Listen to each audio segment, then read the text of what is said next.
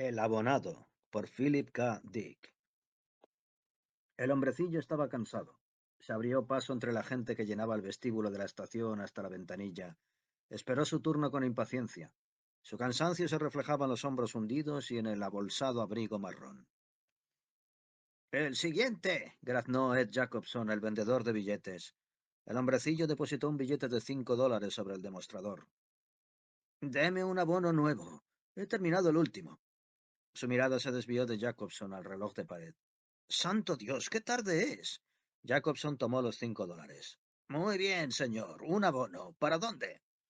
Macon Heights, dijo el hombrecillo. Macon Heights. Jacobson consultó la lista. Macon Heights. Ese lugar no existe. El rostro del hombrecillo traslució suspicacia. ¿Me está tomando el pelo? Señor, no consta ningún Macon Heights. No puedo venderle un billete para un lugar que no existe. ¿Qué quiere decir? Yo vivo allí. No me importa. Hace 6 años que vendo billetes y ese lugar no existe. El hombrecillo abrió los ojos con estupefacción. Pero mi casa está allí. Vuelvo cada noche. Yo. Tome. Jacobson empujó hacia él la lista. Búsquelo usted mismo. El hombrecillo la leyó frenéticamente mientras recorría con un dedo tembloroso los nombres de las ciudades. ¿Lo ha encontrado? Preguntó Jacobson, apoyando los brazos sobre el mostrador. No está, ¿verdad? El hombrecillo negó con la cabeza aturdido. No lo entiendo. No tiene sentido. Debe haber alguna equivocación. Tiene que haber. De pronto se desvaneció. La lista cayó al suelo. El hombrecillo se había evaporado. Por el fantasma de César, susurró Jacobson. Abrió y cerró la boca. Sobre el suelo de cemento solo se veía la lista. El hombrecillo había dejado de existir. ¿Y entonces qué? Preguntó Bob Payne. Di la vuelta y recogí la lista. ¿Y había desaparecido? Exacto. Había desaparecido. Jacobson se frotó la frente. Ojalá lo hubiera visto usted. Desapareció como una luz al apagarse. Por completo. Sin un ruido, sin el menor movimiento. Payne encendió un cigarrillo y se reclinó en la silla. ¿Le había visto antes? No. ¿Qué hora era? Esta misma, más o menos. Alrededor de las 5. Jacobson se acercó a la ventanilla. Viene un montón de gente. Macon Heights. Payne hojeó el callejero oficial. No consta en ningún listado. Quiero hablar con él, si vuelve a aparecer. Hágale entrar en el despacho. Claro. No quiero saber nada más de él. No es normal. Jacobson volvió a la ventanilla. ¿Sí, señora? 2 billetes de ida y vuelta, a Lewisburg. Payne apagó el cigarrillo y encendió otro. Sigo teniendo la sensación de que el nombre me resulta familiar. Se levantó y examinó el plano mural. Pero no consta en la lista. No consta en la lista porque ese lugar no existe, insistió Jacobson. ¿Cree que no lo sabría vendiendo cada día un billete tras otro? Volvió a la ventanilla. Sí, señor. Quiero un abono para Macon Heights, dijo el hombrecillo, echando una nerviosa mirada al reloj de pared. Y dese prisa. Jacobson cerró los ojos con fuerza. Cuando los abrió, el hombrecillo seguía allí, con el rostro pequeño y arrugado, cabello ralo, gafas, abrigo ajado que formaba bolsas. Jacobson dio media vuelta y se dirigió al despacho de Payne. ¡Ha vuelto! Jacobson tragó saliva, pálido. ¡Es él otra vez! Los ojos de Payne centellearon. Tráigale aquí. Jacobson asintió y regresó a la ventanilla. Señor, dijo, ¿sería tan amable de ir al despacho? Indicó la puerta. Al subdirector le gustaría verle un momento. El rostro del hombrecillo se ensombreció. ¿Qué pasa? El tren está a punto de salir. Empujó la puerta y entró en el despacho, gruñendo para sí. Nunca me había ocurrido algo semejante. Cada vez es más complicado comprar un abono. Si pierdo el tren, denunciaré a su empresa. Siéntese, dijo Payne, indicando la silla colocada frente a su escritorio. ¿Es usted el caballero que quiere un abono para Macon Heights? ¿Qué tiene de extraño? ¿Qué les pasa a todos ustedes? ¿Por qué no pueden venderme un abono como de costumbre? ¿Cómo? ¿Cómo de costumbre? El hombrecillo se controló con un gran esfuerzo. Mi esposa y yo nos mudamos a Macon Heights el pasado diciembre. He viajado en su tren 10 veces a la semana, 2 trayectos cada día durante 6 meses. Cada mes compro un nuevo abono. Payne se inclinó hacia él. ¿Qué tren toma exactamente, señor? Critchett. Ernest Critchett, el tren B. ¿No recuerda sus propios horarios? ¿El tren B? Payne consultó los horarios del tren B ayudándose con un lápiz. No constaba ningún Macon Heights. ¿Cuánto dura el viaje? ¿Cuánto tiempo tarda en llegar? 49 minutos, exactamente. Critchett miró el reloj de pared. Si consigo alcanzarlo. Payne hizo un cálculo mental. 49 minutos, a unos 45 kilómetros de la ciudad. Se levantó para acercarse al gran mapa mural. ¿Qué ocurre? Preguntó Critchett con marcada suspicacia. Payne dibujó un círculo de 45 kilómetros en el mapa. El círculo cruzaba varias ciudades, pero ninguna era Macon Heights, y en la línea B no había nada.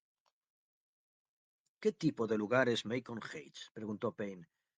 ¿Cuánta gente vive, en su opinión? No lo sé. 5.000 personas, tal vez. Paso casi todo el tiempo en la ciudad. Trabajo de contable en Seguros Bradshaw. ¿Macon Heights es una población nueva? Bastante moderna. Vivimos en una casa de 2 habitaciones construida hace un par de años. Critchett se agitó inquieto. ¿Qué pasa con el abono? Me temo que no puedo venderle un abono, respondió Payne lentamente. ¿Cómo? ¿Por qué no? No tenemos servicio a Macon Heights. ¿Qué quiere decir? Preguntó Critchett levantándose de un salto. Ese lugar no existe. Mire el mapa. Critchett se quedó boquiabierto. Su rostro cambió de expresión varias veces consecutivas. Por fin, visiblemente irritado, se acercó al mapa y lo examinó con suma atención. Esta situación es muy curiosa, señor Critchett, murmuró Payne. No consta en el mapa ni en el listado oficial. Nuestros horarios no lo incluyen. No tenemos abonos para viajes a ese lugar. No. Enmudeció. Critchett había desaparecido. Un momento antes estaba allí examinando el mapa. Un segundo después se había volatilizado, desvanecido, esfumado.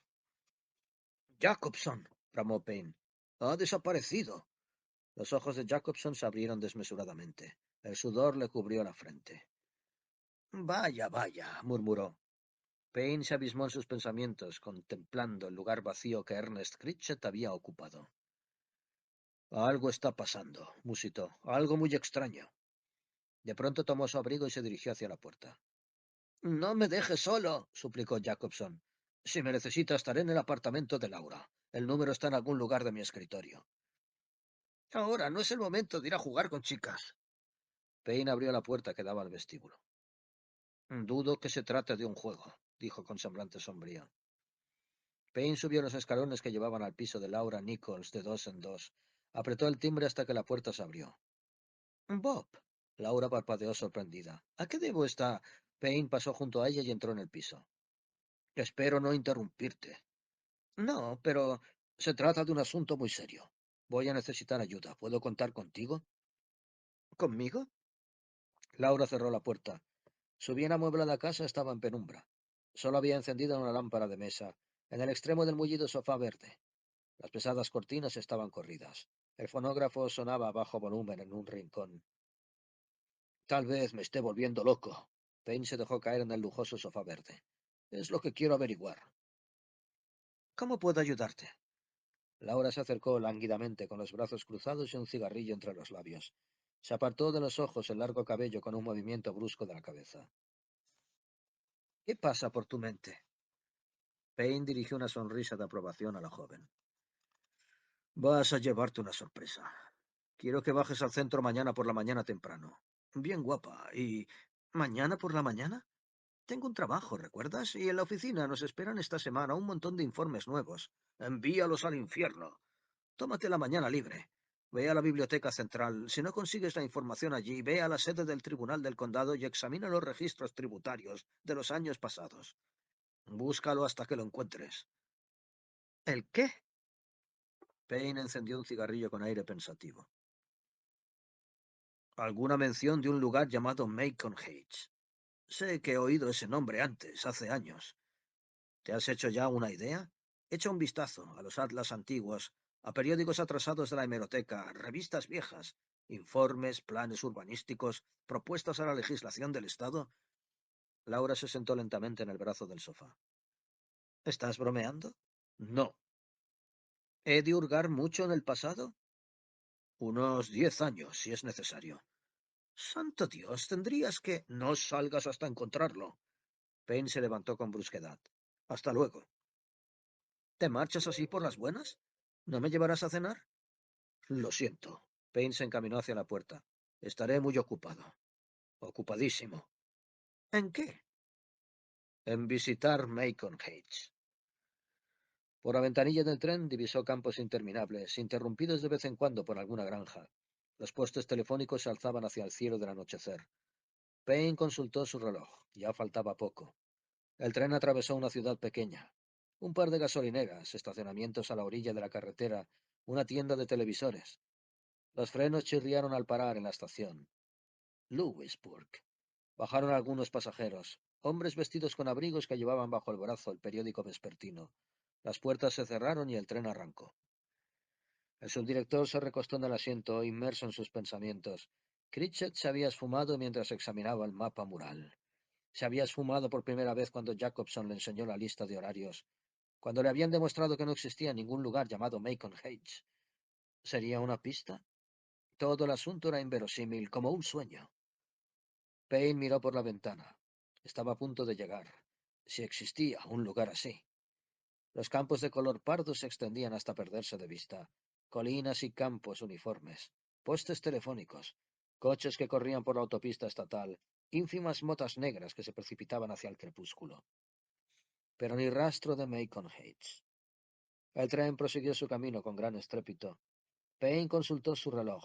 Habían pasado 51 minutos y no había visto nada. Nada excepto campos. Recorrió el vagón y se sentó al lado del revisor, un hombre ya mayor de cabello blanco. ¿Ha oído hablar de un lugar llamado Macon Heights? Preguntó Payne. No, señor. Payne le mostró sus credenciales. ¿Está seguro de no haber oído nunca ese nombre? Por completo, señor Payne. ¿Cuánto tiempo lleva haciendo este trayecto? 11 años, señor Payne. Payne continuó hasta la próxima parada. Jacksonville. Bajó y transbordó a un tren B que regresaba a la ciudad. El sol se había puesto. El cielo estaba casi negro. Le costó distinguir el paisaje que se extinguía al otro lado de la ventana. Se puso en tensión y contuvo el aliento. Faltaba un minuto. 40 segundos. ¿Habría algo? Campos llanos. Solitarios postes telefónicos. Un paisaje árido y yermo entre las ciudades. ¿Entre? El tren avanzaba con estruendo en la oscuridad. Payne forzó la vista. ¿Había algo allí fuera? ¿Algo entre los campos? Una masa alargada de humo transparente se extendía sobre los campos. Una masa homogénea que medía 1,5 kilómetros de largo. ¿Qué era? ¿El humo de la locomotora? Pero la locomotora era diésel. ¿De un camión que transitaba por la autopista? ¿Matorrales quemados? En los campos no se observaba nada similar. De repente el tren empezó a perder velocidad. Payne se puso en guardia al instante. El tren estaba frenando, iba a detenerse. Los frenos chirriaron, los vagones oscilaron de un lado a otro. Después silencio. Un hombre alto, sentado al otro lado del pasillo y cubierto con un abrigo ligero, se levantó, se puso el sombrero y avanzó con rapidez hacia la puerta. Saltó a tierra. Payne le miró fascinado. El hombre se alejó a buen paso del tren, caminando por los campos oscurecidos. Se dirigió sin la menor vacilación hacia un banco de neblina gris. El hombre se elevó. Andaba a unos 30 centímetros sobre la tierra. Giró a la derecha, se elevó de nuevo y entonces estaba a unos 90 centímetros del suelo. Caminó paralelamente a la tierra durante un momento, alejándose todavía del tren. Después desapareció en el banco de niebla. Se había esfumado. Payne corrió por el pasillo, pero el tren había empezado a acelerar. Los campos pasaban ante la ventana a toda velocidad. Payne localizó al revisor, un joven de rostro lleno, apoyado contra la pared del vagón. Escuche, gritó Payne, ¿cuál era esa parada?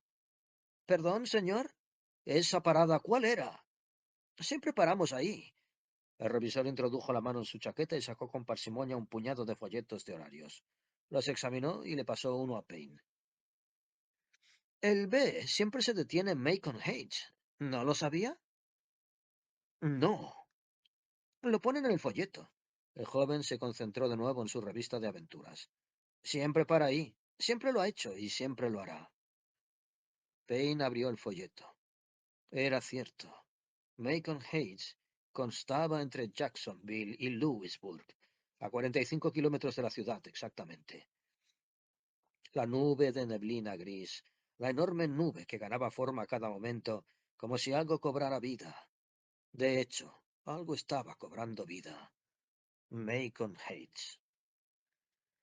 A la mañana siguiente localizó a Laura en su casa. Estaba sentado ante la mesita de café, vestida con un jersey rosa pálido y pantalones negros. En la mesa había un montón de notas, papel, goma de borrar y un vaso de leche malteada. ¿Cómo te fue? Preguntó Payne. De primera, tengo la información que querías. ¿Cuál es la historia? Encontré mucho material.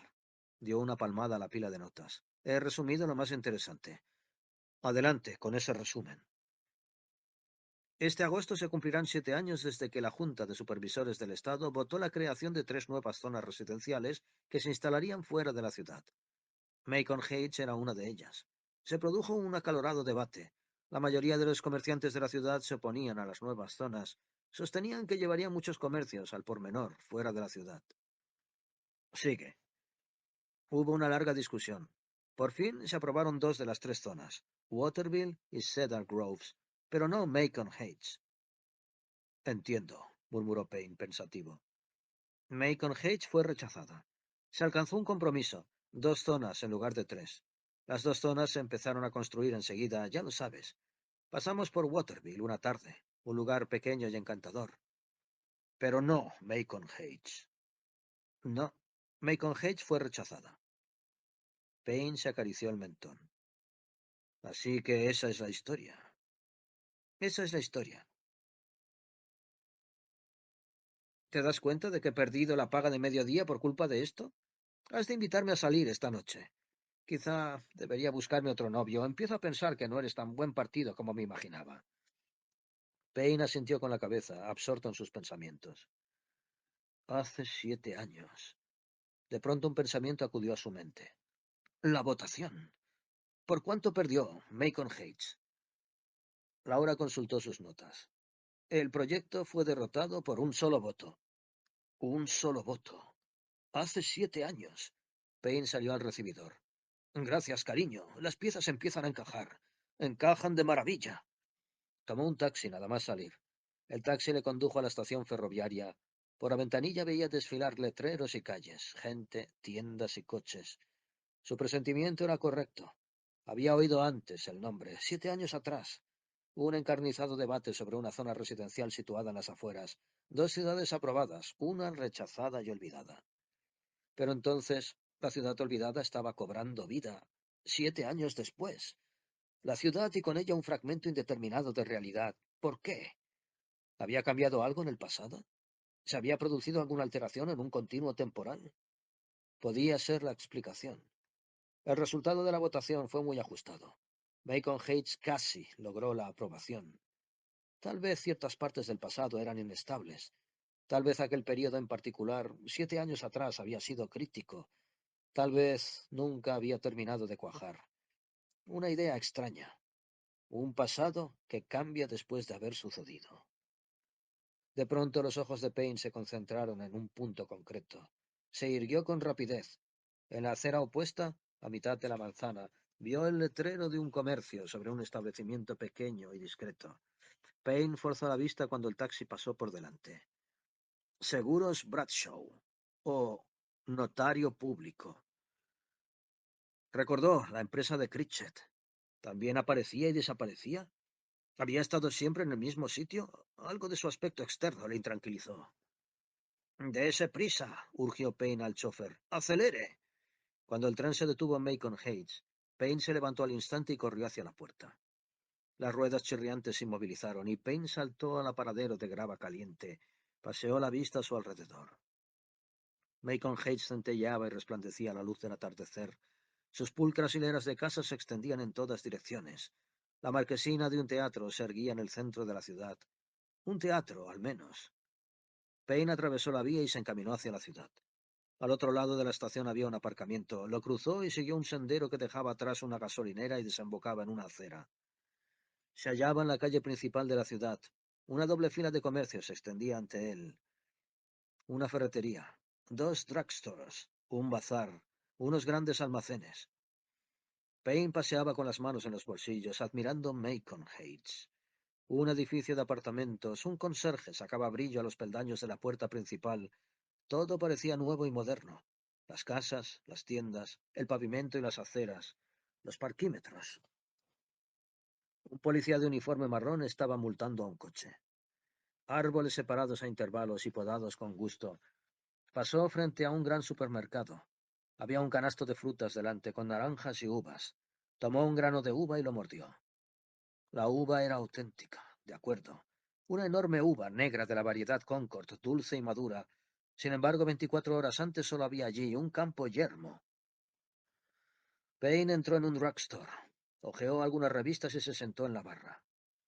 Pidió una taza de café a la pequeña camarera de mejillas sonrosadas. Esta ciudad es muy bonita, dijo Payne cuando la chica le trajo el café. Sí que lo es. ¿Cuánto? Payne vaciló. ¿Desde cuándo trabaja aquí? Llevo 3 meses. ¿3 meses? Payne examinó a la pequeña rubia de curvas generosas. ¿Vive en Macon Heights? Oh, sí. ¿Hace mucho? Un par de años, más o menos. Se alejó para atender a un joven soldado que había ocupado un taburete frente a la barra. Payne bebió su café y fumó mientras observaba a la gente que pasaba por la calle. Era gente corriente. Hombres y mujeres, sobre todo mujeres. Algunas llevaban bolsas y carritos de la compra. Los automóviles circulaban a escasa velocidad en ambas direcciones. Una tímida ciudad suburbana. Moderna, clase media alta. Una ciudad con clase. Allí no había barriadas obreras. Casas pequeñas y bonitas, tiendas con pequeños jardines inclinados en la parte delantera y letreros de neón. Unos chicos de la escuela superior entraron en tromba en el drugstore, riendo y dándose palmadas. Dos muchachas con jerseys de colores brillantes se sentaron al lado de Payne y pidieron zumos. Charlaban alegremente. Captó retazos de su conversación. Las miró reflexionando con aire sombrío. Eran auténticas, de acuerdo. Lápiz de labios y uñas rojas, jerseys y libros de texto. Cientos de adolescentes que salían de la escuela superior y se apelotonaban en el drugstore. Payne se frotó la frente, cansado. No parecía posible. Tal vez estaba loco. La ciudad era real, completamente real. Debía haber existido siempre. Toda una ciudad no podía surgir de la nada, de una nube de neblina gris. 5000 personas, casas, calles y tiendas. Tiendas. Seguros Bradshaw. De pronto lo comprendió todo. Un escalofrío le recorrió de pies a cabeza. Se estaba extendiendo, más allá de Macon Heights, hasta el corazón de la ciudad. La ciudad también estaba cambiando. Seguros Bradshaw. La empresa de Critchet. Macon Heights no podía existir sin alterar la ciudad. Se complementaban. Los 5000 habitantes provenían de la ciudad. Sus trabajos, sus vidas. La ciudad estaba implicada hasta las últimas consecuencias. Pero ¿hasta qué punto? ¿Cuánto estaba cambiando la ciudad? Payne tiró una moneda de 25 centavos sobre la barra y salió corriendo del drugstore en dirección a la estación de tren. Tenía que volver a la ciudad. Laura. El cambio. ¿Seguiría ella allí? ¿Se encontraba él a salvo? El miedo le atenazó. Laura. Todas sus propiedades, sus planes, esperanzas y sueños. De pronto Macon Heights dejó de tener importancia. Su mundo se hallaba en la cuerda floja. Solo le importaba una cosa: asegurarse de que su vida no se había alterado, preservada de los incesantes cambios que emanaban de Macon Heights. ¿A dónde vamos, tío?, preguntó el conductor del taxi cuando Payne salió a toda velocidad de la estación. Payne le dio la dirección de la casa de Laura. El coche se adentró en el tráfico. Payne se acomodó, nervioso. Las calles y los edificios de oficinas pasaban ante la ventanilla. Los oficinistas empezaban a salir de sus trabajos, invadían las aceras y formaban corrillos en las esquinas. ¿Cuánto había cambiado? Se concentró en las hileras de edificios, los grandes almacenes. ¿Estaban antes allí? La diminuta tienda de limpiabotas al lado, nunca había reparado en ella. Muebles Norris. No se acordaba de eso, pero tampoco estaba seguro. Se sentía confuso. ¿Cómo saberlo? El coche lo dejó frente a los apartamentos. Payne se quedó inmóvil un momento, mirando a su alrededor. Al final de la manzana, el propietario de la charcutería italiana había salido para subir el toldo.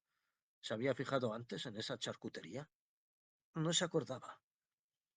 ¿Qué le había ocurrido a la gran carnicería de enfrente? Solo había hermosas casitas, casitas antiguas con aspecto de llevar allí mucho tiempo. ¿Había existido antes una carnicería? Las casas parecían sólidas. En la siguiente manzana brillaba la enseña a rayas de una barbería. ¿Había existido siempre una barbería en ese lugar? Tal vez siempre había estado allí. Tal vez sí, tal vez no. Todo estaba cambiando.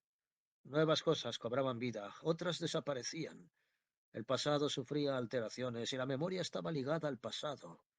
¿Cómo iba a confiar en su memoria? ¿Cómo podía estar seguro? El terror se apoderó de él. Laura, su mundo. Payne subió corriendo los escalones y abrió de un empujón la puerta del edificio. Subió por la escalera alfombrada hasta el segundo piso.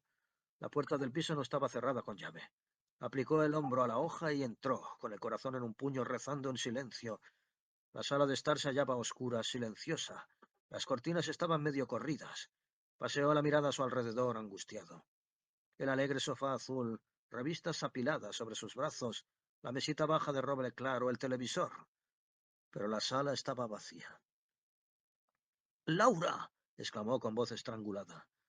Laura salió al instante de la cocina sobresaltada. Bob, ¿qué haces en casa? ¿Sucede algo? Payne se tranquilizó y exhaló un suspiro. Hola, cariño. La besó estrechándola contra su cuerpo, la sintió cálida y firme, completamente real. No, no pasa nada, todo va bien. ¿Estás seguro? Estoy seguro. Payne se quitó el abrigo, tembloroso, y lo dejó sobre el respaldo del sofá. Paseó por la sala. Examinaba los objetos. Recobraba la confianza. Su familiar sofá azul, quemaduras de cigarrillos en los brazos, su raído escabel, el escritorio en el que trabajaba por las noches, las cañas de pescar apoyadas contra la pared detrás de la librería. El gran televisor que había comprado el mes pasado también se había salvado. Todas sus pertenencias estaban a salvo, intactas, ilesas. La cena no estará lista hasta dentro de media hora, murmuró Laura ansiosamente, desanudándose el delantal. No esperaba que llegaras tan pronto. Me he pasado todo el día limpiando la cocina. Un vendedor me dejó una muestra de un nuevo limpiador. Estupendo. Examinó su grabado favorito de Renoir colgado en la pared. No te des prisa. Es estupendo volver a ver todo esto. Yo... Se oyó un sollozo en el dormitorio. Laura se volvió al instante. Me parece que hemos despertado a Jimmy. ¿Jimmy? Cariño, ¿ya no te acuerdas de nuestro hijo? Rió Laura. Por supuesto, murmuró Payne molesto. Siguió a Laura hacia el dormitorio. Por un momento todo me ha parecido extraño. Se frotó la frente y frunció el ceño. Extraño y desconocido. Como desenfocado. Se quedaron de pie junto a la cuna, contemplando al niño. Jimmy miró a sus padres. Será culpa del sol, dijo Laura. Hoy ha hecho un calor terrible. Será eso. Ahora estoy muy bien. Payne acarició al niño. Rodeó con el brazo a su esposa y la atrajo junto a él. Habrá sido culpa del sol, dijo. La miró a los ojos y sonrió.